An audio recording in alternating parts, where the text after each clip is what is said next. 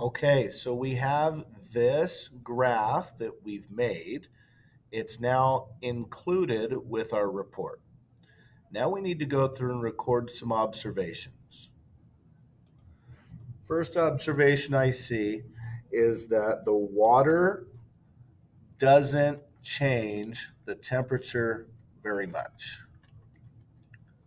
Okay, we've got relatively a flat line for blue. The sand, however, sand increases temperature a lot. We go up more than 150 degrees in 4 minutes. So 150 degrees in 4 minutes. Last but not least, we're going to say that the sand started lower than the water, but it reaches great temperatures. It really gets hot. So with this analysis, we can now go through and make a cause and effect statement. As the time in the sun goes up for sand, as time goes forward with sand, the temperature increases a lot. Temperature goes up a lot. The opposite is also true.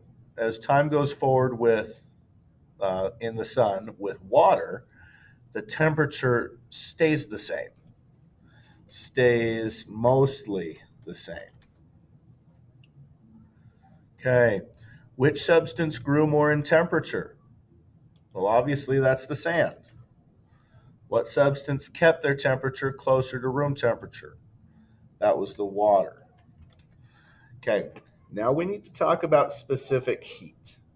Specific heat. I'm going to highlight this. This is going to be our term that's going to help us understand our information for the next few days when we're talking about climate. So specific heat refers to a substance's ability to absorb heat without changing its temperature.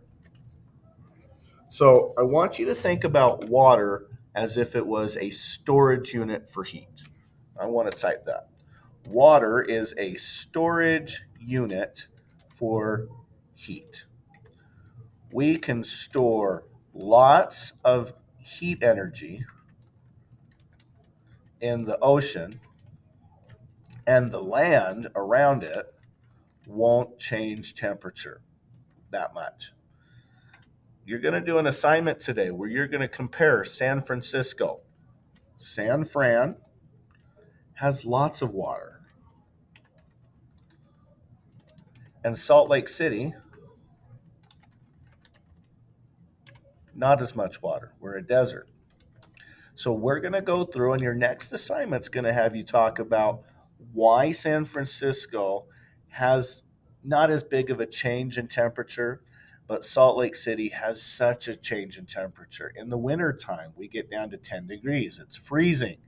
In the summertime, I've been here a while. I've seen it as high as 102. So we have big changes in temperature in Salt Lake, and that's got to do with the fact that we don't have lots of water. San Francisco has relatively the same temperatures. You'll probably go anywhere between 50 to 75. These coastal cities that are near water are going to have a lot less drastic of a change. And that all comes back to this specific heat. So I hope we've been paying attention. Hope we've learned something. If you need help, please rewatch this video. This graph, it's what we came up with yesterday. Please be good. Thank you so much.